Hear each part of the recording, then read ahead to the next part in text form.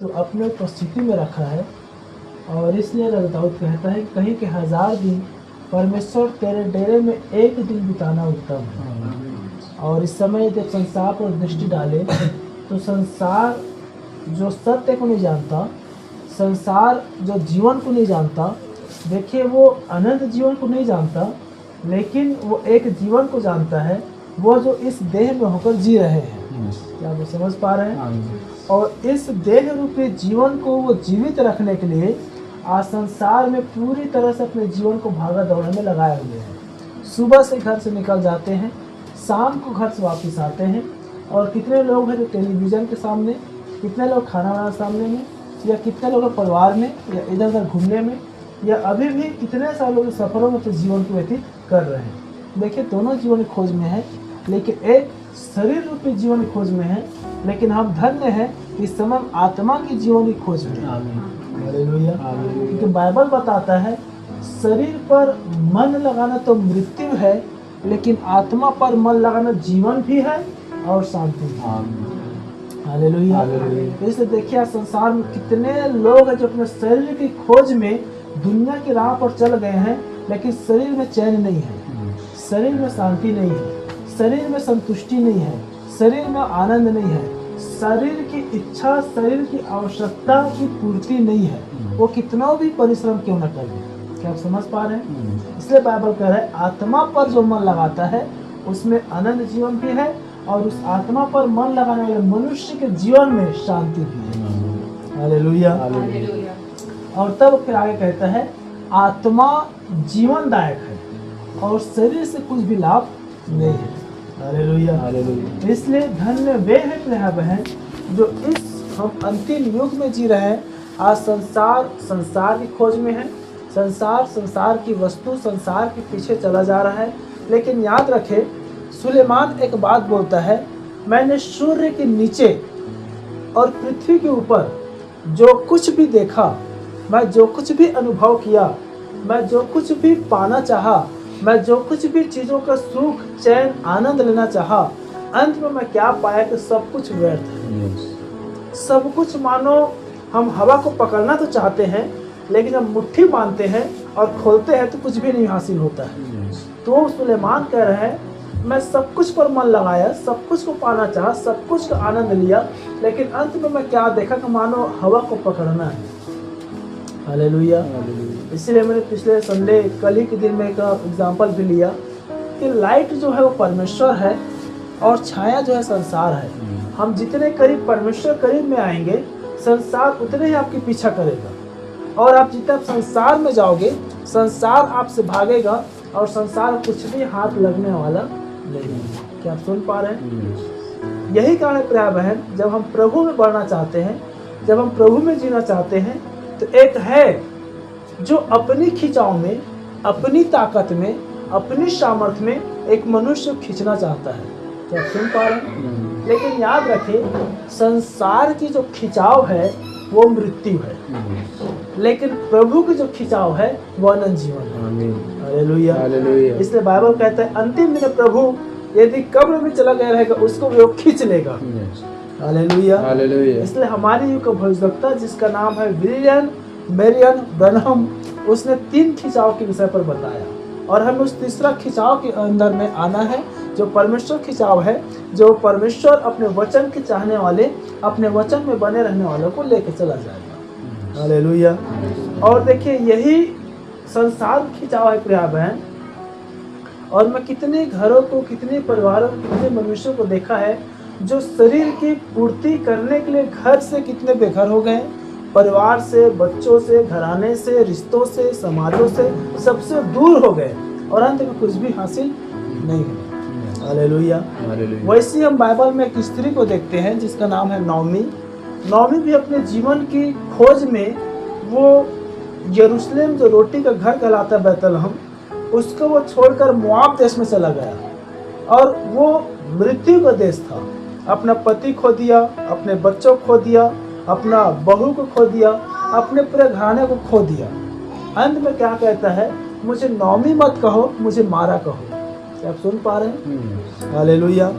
और वो उस घर से तो निकल गया था, रोटी के घर से तो बाहर चला गया था, लेकिन उसकी जो खिंचाव था वो बैतलहम में लगा हुआ था, क्योंकि बैतलहम में ही परमेश्वर की उपस्थिति था। हालेलुया। बैतलहम में ही उसकी जीवन था, बैतलहम में ही उसके कुल, उसका कुटुंब था। हालेलुया। तब देखिए उसने जब अपने आप को देखा कि मेरे जीवन में परमेश्वर नहीं है, मेरे जीवन से घराना परिवार सब कुछ दूर हो गया है, अब मेरा नाम से मुझे ना पहचाना जाए, लेकिन अब मैं तो मारा हूँ, अब मैं तो दुखियारी हूँ, क्योंकि मेरे पास कुछ भी नहीं है। हालेलुया। इसलिए प्यार बहन, बाइबल इस बात को भी सिखाता और कहता है कि संतोष रूपी भक्ति ही सबसे बड़ी कमाई है। क्या आप सुन पा रहे हैं? संतोष रूपी भक्ति सबसे बड़ी कमाई है। और इसी संतोष के विषय में और इसी धैर्य या विश्वास या अधीनता या प्रभु की संगति या प्रभु की उपस्थिति के विषय पर अपने जीवन से विषय वचनों में देखें। हालेलुया। इफिसियों की किताब निकाले भाई, उसका 5 अध्याय,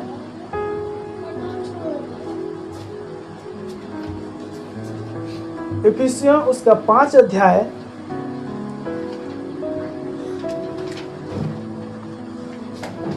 20 पद से हम आगे पढ़ेंगे 27 पद तक। और सदा सब बातों के लिए, बड़ी ध्यान सुनेंगे, और सदा सब बातों के लिए हमारे प्रभु यीशु मसीह के नाम से, हमारे प्रभु यीशु मसीह के नाम से परमेश्वर पिता का धन्यवाद करते परमेश्वर पिता का धन्यवाद करते रहो। रहो। अमीरी में, गरीबी में, बढ़ती में, घटती में, दुख में, तकलीफ में, बीमारी में, समस्या में, निराशा में, आशा में, आनंदित में, हर घटी में, हर परिस्थितियों में, हर बातों में, हर चीज़ों में, हर कारणों में, हर दिनों में, हर घटनाओं में, हर वो चीज़ों जो आपसे है, हर बातों में क्या करो? प्रभु को धन्यवाद करो। इसीलिए राजा दाऊद कहता है, हे मेरे मन तू यहोवा को धन्य कर, और जो कुछ भी मुझ में है, जो कुछ भी मेरे पास है, जो कुछ भी मुझसे जुड़ा उन हर एक बातों में परमेश्वर तू क्या कर? मेरे मन तू परमेश्वर को धन्य कर। हालेलुया। बोलो प्रभु यीशु मसीह की। थोड़ा सा रुकते हैं यहाँ पास, और एक बात हम देखे प्यार बहन, क्या हम अपने जीवन से जुड़ी हुई, बड़ी ध्यान सुने, क्या हम अपने जीवन से जुड़ी हुई हर एक उन बातों के लिए, हर एक उन चीज़ों के लिए, हर एक उन कामों के लिए, हर एक उन परमेश्वर की अनुग्रह के लिए, हर एक परमेश्वर की दया के लिए, हमसे जुड़ी हुई हर एक उन लोगों के लिए, मनुष्यों के लिए, अपने घर के लिए, अपने परिवार के लिए, अपने बच्चों के लिए, अपने संतानों के लिए, अपने संपत्ति के लिए, अपने जायदाद के लिए, अपने धन के लिए, अपने दौलत के लिए, अपने दशा के लिए, अपने आप के लिए, जो प्रभु ने सुरक्षित रखा है, क्या प्रभु धन्यवाद दे पाते हैं? प्रश्न है प्रभु, प्रश्न है, प्रश्न है। देखिए वहां पर कह रहा है सदा सब बातों के लिए। हालेलुया।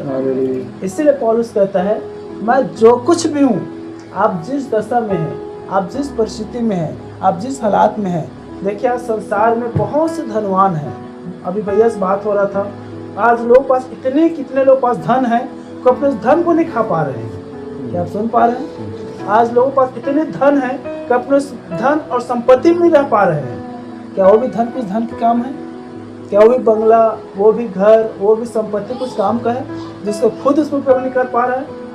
हालेलुया। इसलिए हम जो भी दशा में है प्रभु है, हम प्रभु को धन्यवाद करें। क्या हम अपने परिवार के बीच में रहते हैं, अपने घर के बीच में रहते हैं, अपने लोगों के बीच में रहते हैं, और इससे बढ़ करके हम प्रभु के बीच में रहते हैं। हालेलुया। बोलो प्रभु यीशु मसीह की। इसलिए शुरुआत में कितने ऐसे लोग हैं जो वही धन और संपत्ति से घर, परिवार और परमेश्वर दोनों दूर हो गए। इसलिए कि सब बातों में, सब बातों के लिए प्रभु यीशु मसीह के नाम से परमेश्वर पिता का धन्यवाद करते रहो।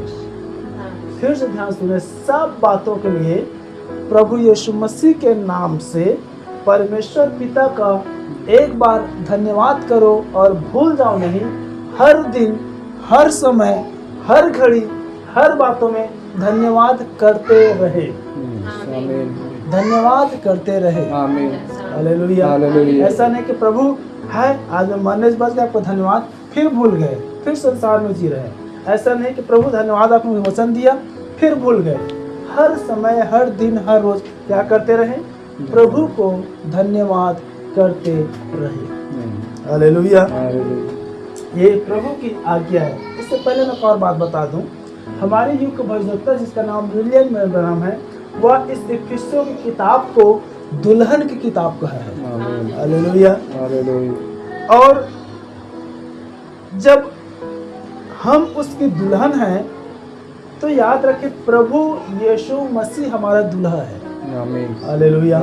और जब एक दुल्हन और एक दूल्हा का जब रिश्ता स्थापित होता है तो दूल्हा का निवास स्थान भी होना है, क्योंकि दूल्हा का निवास स्थान नहीं रहेगा तो दुल्हन कहाँ रखेगा? क्या सुन पा रहे हैं? फिर उसके द्वारा संतान भी उत्पन्न होना है, उसका संपत्ति भी होना है, उसका वारिस भी होना है, उसका स्थान भी होना है, उसका ठिकाना भी होना है।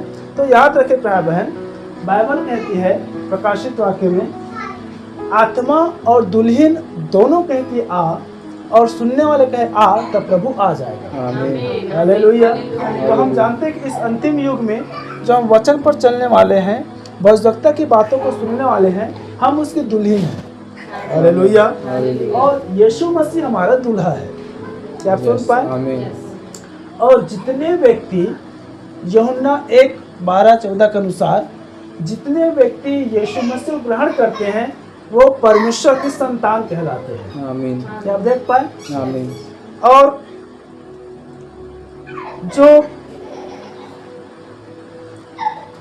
वचन पर चलते हैं वो उसकी संगी वारिस है। क्या आप सुन पा रहे हैं? देखिए इस समय परमेश्वर के परिवार को बसा रहा हूँ। हालेलुया। क्योंकि पति पत्नी बसा है। बाइबल कहते हैं मनुष्य अकेले रहना अच्छा नहीं है। बाइबल कहता है बिना मृत्यु को छोड़ स्त्री पुरुष को ना छोड़े। तो इसलिए यदि पुरुष स्त्री के साथ, स्त्री पुरुष के साथ है, क्योंकि देखिए वो सब पति पत्नी वाले हैं। हालेलुया। जैसे परिस्थिति परमेश्वर वैसे वचन को भी देता है, इसलिए हमें बड़े ध्यान से सुनना होता है। क्या आप सुन पा रहे हैं? यदि हम मसीह की दुल्हन है, यदि मसीह हमारा दूल्हा है, तो सब परमेश्वर के संपूर्ण परिवार को देखेंगे। हालेलुया। क्योंकि देखिए हम बोलते हैं परमेश्वर आकाश और पृथ्वी का सृजनहार यहोवा परमेश्वर है। उत्पत्ति 1 अध्याय में परमेश्वर ने बोला और सचमुच में ऐसा हो गया। स्वर्ग उसकी सिंहासन है, यशायाह उसकी 66 अध्याय में, और पृथ्वी उसके 5 तरह की चौकी है। यदि सब कुछ परमेश्वर का है और उसे खुद का घर न हो, उसे खुद का परिवार न हो, उसे खुद का पत्नी न हो, उसे खुद का बच्चा न हो, तो फिर परमेश्वर का परमेश्वर तो होने क्या फायदा? क्या आप सुन पा रहे हैं? सेम उस मनुष्य के दशा प्राप्त है जो सारे जगत को प्राप्त कर ले लेकिन ये रहा अकेला जिए। हालेलुया। इसलिए बाइबल बताती है परमेश्वर को अपना परमेश्वरत्व के गुण को प्रकट करने के लिए कुछ तो हो जिसके द्वारा अपनी महिमा को ले सके। हालेलुया। तो दुल्हन है, इसलिए हम मसीह की दुल्हन है, अर्थात यीशु मसीह की पत्नी है। और जितनों ने यीशु मसीह को ग्रहण किया उसकी संतान कहलाया। जितने वचन में जीते और चलते हैं वो उसकी संगी वारिस होंगे, अर्थात जो यीशु मसीह का है, जो परमेश्वर का है, उसकी वारिस होने के द्वारा वो उसको प्राप्त होगा। हालेलुया। और जो उसकी सिद्ध इच्छा पर चलते हैं, बड़े ध्यान सुने, जो परमेश्वर की वचन की सिद्ध इच्छा पर चलते हैं वही उसकी परिवार है। प्रभु यीशु मसीह ने क्या कहा? जो मेरा वचन सुनता है, जो मेरा वचन मानता है और उस पर लिखी बातों पर चलता है वही मेरे माता पिता भाई और बहन है। अर्थात जो वचन की शिक्षाओं पर चलता है वही उसकी परिवार है। हालेलुया। बाइबल कहता है जो पवित्र लोग हैं, वचन को सुनकर मानकर जीता है, पवित्रता के लिए अपने आप को समर्पित करता है, पवित्र जीवन जीने के लिए अपने आप को प्रभु को अर्पित करता है, वो पवित्र लोग जो है वो परमेश्वर की पवित्र समाज है। हालेलुया। लेकिन हर एक समाज होता है संसार में, हर एक की अपना अपना एक समाज होता है। परमेश्वर का भी अपना एक समाज है। हालेलुया। जितने पृथ्वी पर पवित्र लोग हैं वो परमेश्वर की समाज है। अब परमेश्वर की जो जगह है जहाँ वो रहता है वह स्वर्ग है। हालेलुया। इसलिए यूहन्ना 14 में कहा मैं तुम्हारे जगह तैयार करने जाता हूँ ताकि जहाँ मैं रहूंगा वहाँ तुम भी रहो। आमीन। हालेलुया। एक सच्चा दुल्हन की पहचान, एक सच्ची कलीसिया की पहचान यह है प्रिय बहन, जहाँ दुल्हा है वहाँ दुल्हन रहेगा। क्या आप सुन पा रहे हैं? सच्ची पत्नी का, सच्ची दुल्हन का, सच्ची कलीसिया का, सच्चे विश्वासी का वह पहचान है जहाँ दुल्हा है वह दुल्हन रहेगा। आमीन। हालेलुया। हालेलुया। और जिसका दुल्हा है वही दुल्हन है, और जिसका दुल्हन है वही दूल्हा है। हालेलुया। हालेलुया। बोलो प्रभु यीशु मसीह की जय। इसलिए प्रिय बहन, डिनोमिनेशन क्या समझती है? हम भी मसीह हैं, हम भी मसीह, हम भी मसीह हैं, लेकिन वो यीशु मसीह को अपना पति, यीशु मसीह को अपना दूल्हा का स्वीकार करती है। इसलिए प्रभु भी कह रहा है, जब मैं आऊंगा तो हे प्रभु, हे प्रभु, हे प्रभु कहने वाले मैं तुम्हें नहीं जानता। हालेलुया। क्योंकि वो अपनी नाम धराई को सिर्फ को दूर कर रहा है। इसलिए बाइबल कहता है प्रिय बहन, मृत्यु को छोड़, हालेलुया, हालेलुया। मृत्यु को छोड़ कोई स्त्री पुरुष से और कोई पुरुष स्त्री से अलग ना हो। आमीन। हालेलुया। हालेलुया। बोलो प्रभु यीशु मसीह की जय। क्योंकि देखिए, मैं मसीह परिवार इफिसियों की किताब, दुल्हन किताब इसलिए लिया, शैतान क्या कर रहा है, आज हर घर को, हर परिवार को, हर वो रिश्ता को तोड़ रहा है, चाहे आत्मिक में हो चाहे शारीरिक में हो। क्या आप सुन पा रहे हैं? आप कितने सारे घरों में जाइए, किसी का टूटने के कारण घर संपत्ति है, तो किसी के घर के टूटने के कारण निर्धन है, किसी के घर टूटने के कारण गरीबी है, तो किसी के घर टूटने के कारण अमीरी है, किसी का घर टूटने के कारण कोई कमजोरी या विपत्ति या समस्या है, तो किसी का घर का टूटने का जो कारण है वो बहुतायत का धन है। क्या आप सुन पा रहे हैं? हालेलुया। देखना कितने घरों में पिताजी कहाँ गए तो कमाने खाने गए हैं, माताजी कहाँ गए तो काम में गए हैं, बच्चे कहाँ गए तो हॉस्टल में रहते हैं या बाहर रहते हैं, आपके पुत्र कहाँ गए तो उधर गया है। मतलब संपूर्ण परिवार होकर भी पत्नी अलग, पति अलग, बच्चे अलग। क्या आप सुन पा रहे हैं? कौन तोड़ रहे रिश्तों को? प्रभु ने क्या कहा? मैं मेल मिलाप कराने आया। हालेलुया। बाइबल का धन्यवाद जो मेल कराने वाले, क्योंकि परमेश्वर के पुत्र कहलाएंगे। हालेलुया। बोलो प्रभु यीशु मसीह की। आज देखिए, हम बड़े बड़े धनवानों को देखते हैं, पुरुष नौकरी में, स्त्री नौकरी में, बच्चे नौकरी में, पुत्र नौकरी में, पुत्रें नौकरी में। घर में 4 जने हैं, चारों नौकरी में, घर में रहना कोई नहीं है। कौन तोड़ रहा है? क्या आप सुन पा रहे हैं? अभी मेरे सिस्टर घर आ रहे थे तो एक दिन प्रार्थना दे रहे थे, बता रहे थे, वो जो उसकी घर के मालकिन है वो हाई कोर्ट में बड़ा वकील है, और उसकी जो बड़ी बेटी है वो अमेरिका में है, उसके और एक बेटी है वो पता नहीं कौन सा और विदेश में है। अब ये जो है बिलासपुर में है, और इतना उनके पास धन और संपत्ति है कि उसकी जो बड़ी बेटी है वो बीमार हो गया था, और वो यहाँ से मतलब भारत में बिलासपुर में रहकर अपने अमेरिका वाले बेटी के लिए रो रही है। क्यों रो रहा है? मैं वहाँ देखने के लिए जा भी नहीं सकता। कारण क्या है? वो अमेरिका में नौकरी कर रहा है।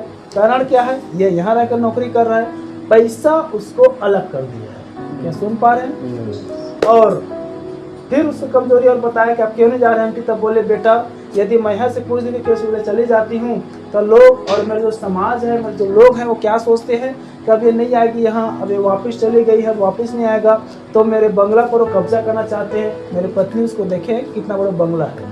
क्या आप सुन पा रहे हैं? तो देखिए, धन संपत्ति का जो लोभ है वो कैसे पूरे परिवार को तोड़ रहा है। इसलिए दूसरा तीमुथियुस 3:10 में आया बहन, सब प्रकार की जो बुराई का जड़ है वो रुपया है, वो रुपया है। इसलिए शुरुआत किया कि संतोष रूपी भक्ति ही सबसे बड़ी कमाई है। आमीन।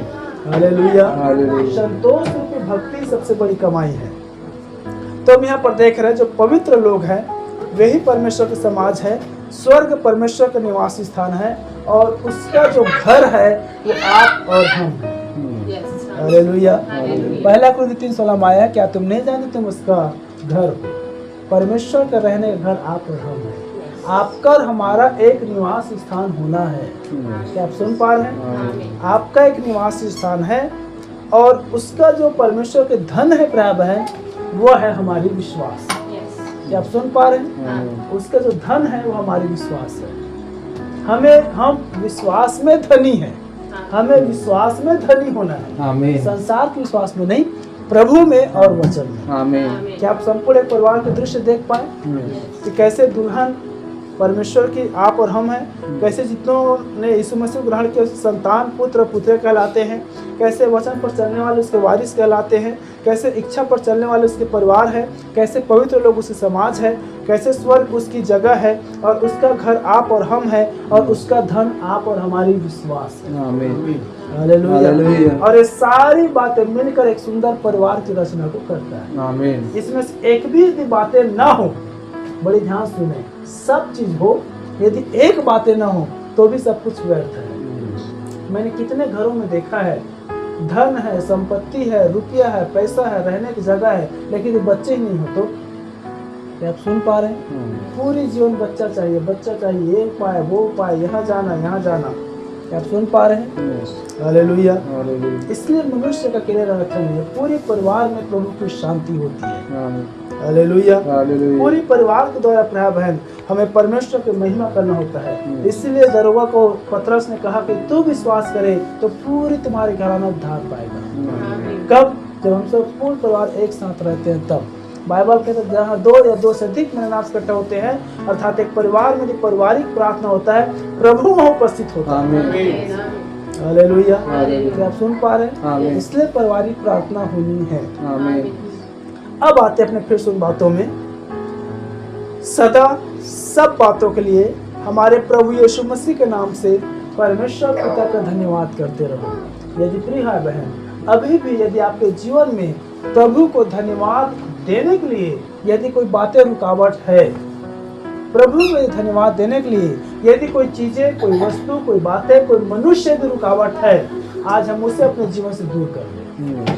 क्या आप सुन पा रहे हैं? आमीन। यदि कोई बातें हैं जो हमें अलगाव में लाकर रखा है, यदि कोई बातें जो हमें दूर करके रखा है, यदि कोई बातें परमेश्वर से, उसकी उपस्थिति से, उसकी संगति से, हमारे घर से, हमारे परिवार से, हमारे रिश्तों से यदि अलग करके रखा है, उसे दूर कर ले, ताकि परमेश्वर को हमारे जीवन से धन्यवाद करने का वो अवसर हमें प्राप्त हो। हालेलुया। चलो सुन पा रहे हैं? हर एक उलझाने वाले वस्तु और बहकाने वाले पाप को अपने जीवन से दूर कर ले। हालेलुया। तब आगे मसीह के भय से एक दूसरे और जब ये सारी बात आपके जीवन में होगा, हर एक उन बातों को आप दूर करेंगे और जब प्रभु को धन्यवाद करेंगे, तब कह रहे हैं मसीह के भय से एक दूसरे के अधीन रहो। जब एक के मनुष्य के जीवन में प्रिय बहन प्रभु की भय आता है, एक मनुष्य के हृदय में जब प्रभु के भय और डर आता है, तब उसकी जो अधीनता है, अधीनता का मतलब होता है बातों को सुनना। अधीनता का मतलब होता है बातों को मानना। अधीनता का मतलब होता है बातों को ग्रहण करना। अधीनता का मतलब होता है आज्ञा को मानकर उस पर जीना और चलना। हालेलुया। तो जब प्रभु के हमारे जब भय आता है, तब कह रहे एक दूसरे के अधीन रहो। हालेलुया।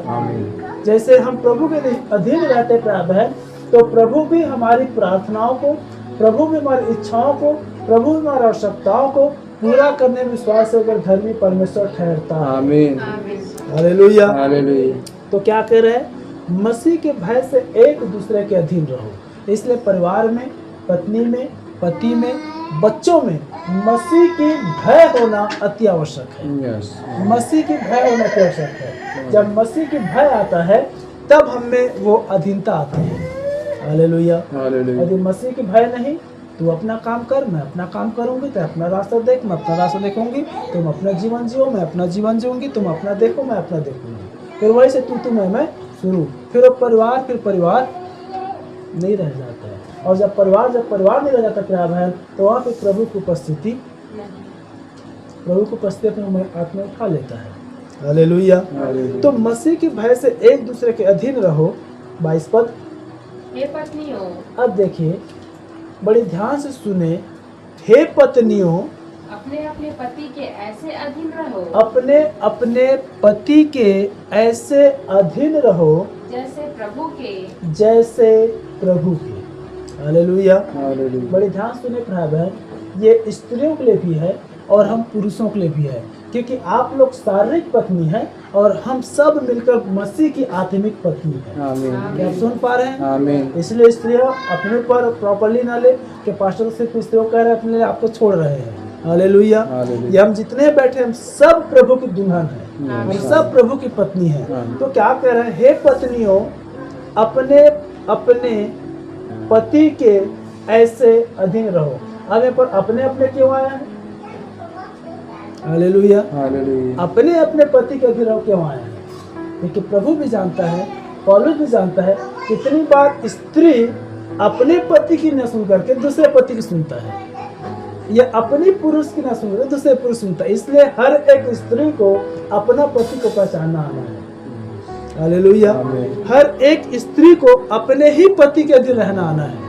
हर एक स्त्री को अपने ही पति की सुनना आना है। हालेलुया। तब हर एक स्त्री अपने अपने पति के अधीन रह जाएगा, क्योंकि परमेश्वर क्रम का परमेश्वर। नहीं तो कोई स्त्री किसी का, कोई स्त्री किसी का, कोई स्त्री किसी का, समझ में कोई किसका पत्नी, समझ में कोई किसका बातों को मान रहा है, समझ में कोई किसको चला रहा है, कोई किसका चल रहा है। हालेलुया। इसलिए पौलुस कह रहा है, हे पत्नियों अपने अपने पति के ऐसे अधीन रहो जैसे प्रभु के। अब आप और हम प्रिय बहन जो हम प्रभु को जानने वाले हैं, एक बात याद रखें, एक स्त्री की अधीनता अपने पुरुष की अधीनता में ही प्रभु की अधीनता है।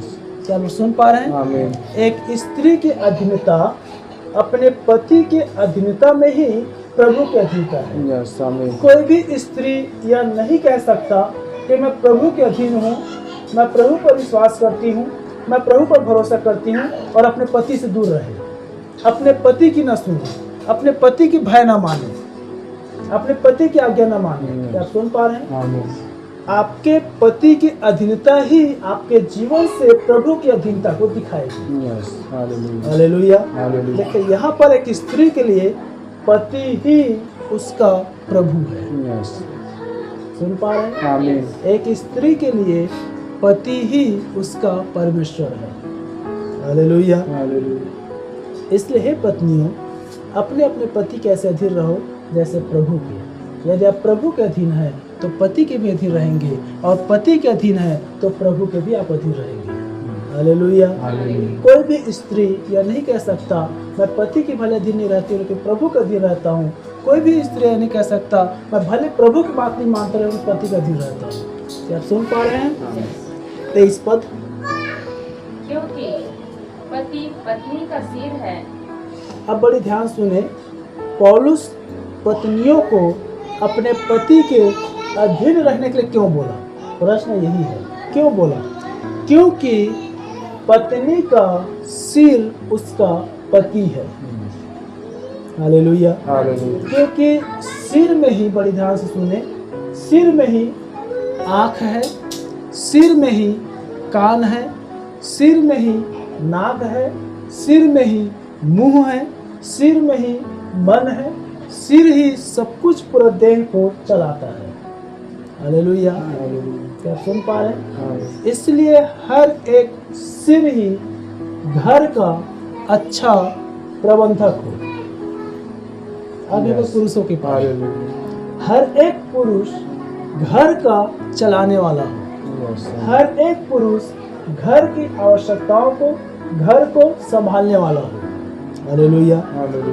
तब कहीं जाकर प्रयास है, यदि पुरुष सक्षम है तो अपने देह की रखवाली करेगा। हालेलुया। क्योंकि शरीर में कहीं भी आपको दर्द हो, शरीर में कहीं भी आपको चोट लगे, सबसे पहले वो आपको निर्देश आपका सिर को देगा। क्या आप सुन पा रहे हैं? आपकी पूरी देह की जानकारी सबसे पहले आपके सिर में पहुंचेगी। हालेलुया। तो यहाँ पर कह रहे हैं पति पत्नी का सिर है।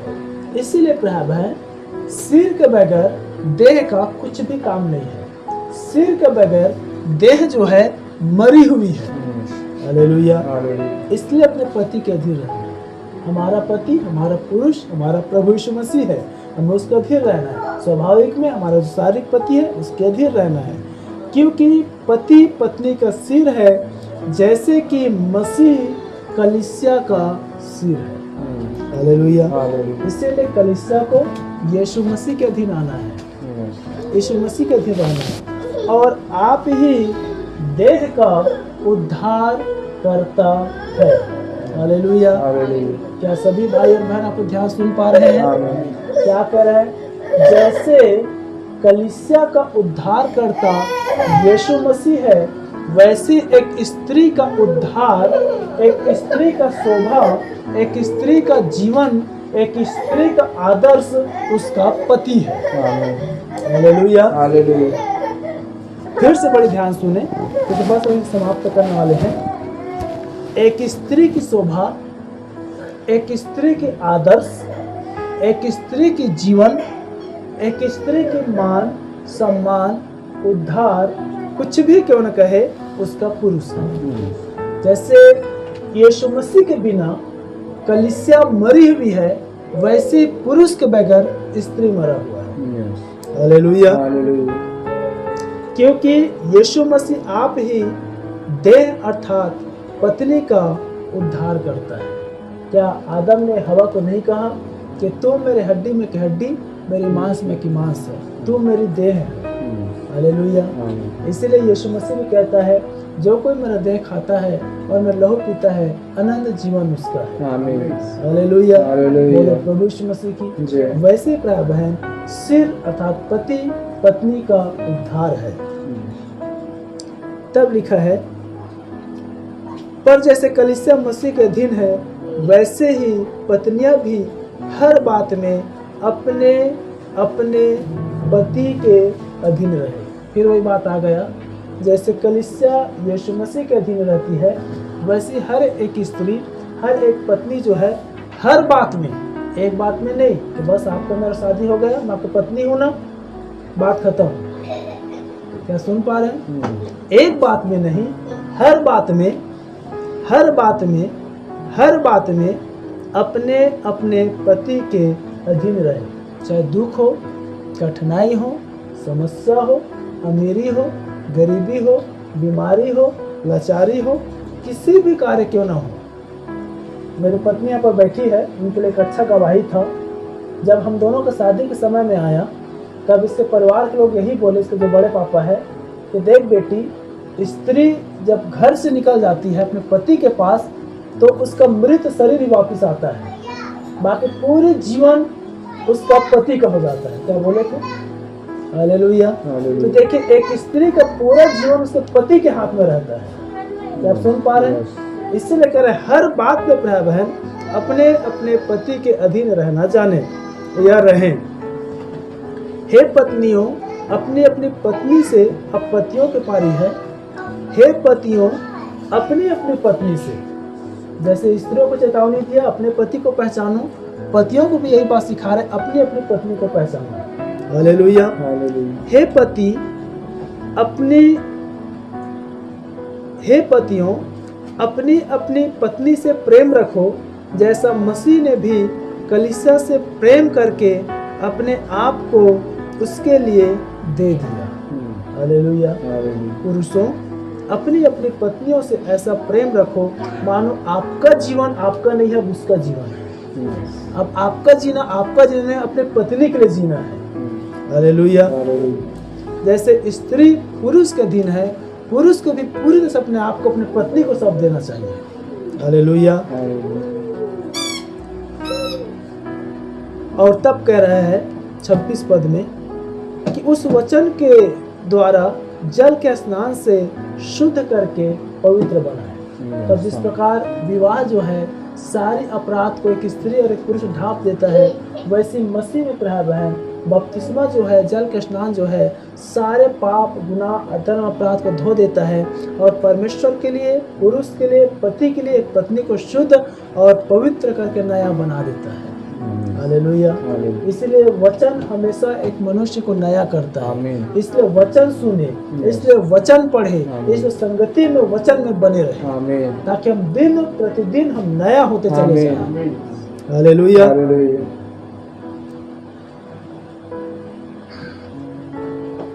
वचन के द्वारा जल से स्नान से शुद्ध करके पवित्र बनाए और उसे एक तेजस्वी कलीसिया बनाकर अपने पास खड़ी करे, जिसमें न तो कलंक है, न तो झुर्री है, न तो कोई ऐसी वस्तु है, वरन पवित्र और निर्दोष है।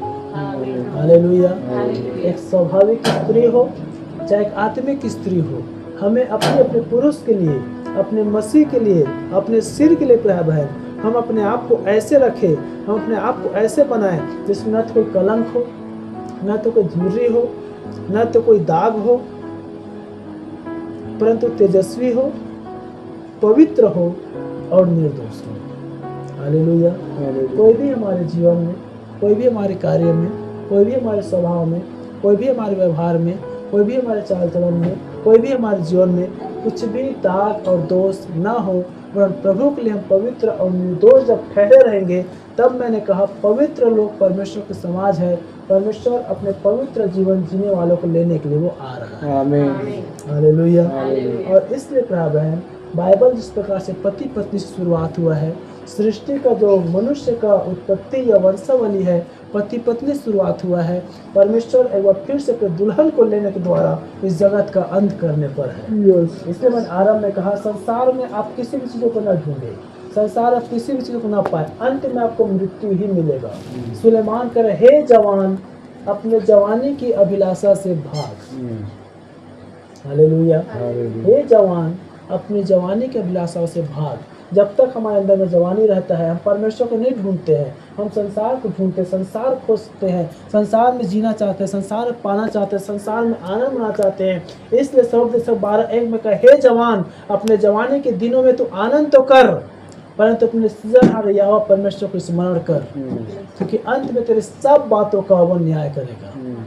सब बातों को तेरा न्याय करेगा, चाहे भली हो चाहे बुरी हो। इसलिए प्रिय बहन, वचन में अपने जीवन को समर्पित करें, वचन के लिए जिए। थोड़े जो समय है, थोड़े जो हमारी जवानी का दिन है, थोड़े जो हमारे आयु काल का दिन है, थोड़े जो हमारे जीवन है, उसको हम प्रभु में, प्रभु की संगति में, प्रभु की उपस्थिति में अपने जीवन को जीकर तेजस्वी, बेदाग और निर्दोष और प्रभु के लिए हम निष्कलंक होकर उसके दृष्टि में विश्वास होके और धर्मी होकर प्रभु में अपने जीवन को जीवन यापन करते हुए, अपने घराने, अपने परिवार, अपने जीवन को प्रभु के हाथ में समर्पित करते हुए अपने जीवन को वचन में प्रतिदिन हम जीने पाए और अंश अंश करके हम प्रभु में बदलते चले जाए। प्रभु अपने छोटा संगति और वचन के द्वारा हम सबको आशीषित करें। अपने सिर झुकाएं और अपना आंखें बंद करें।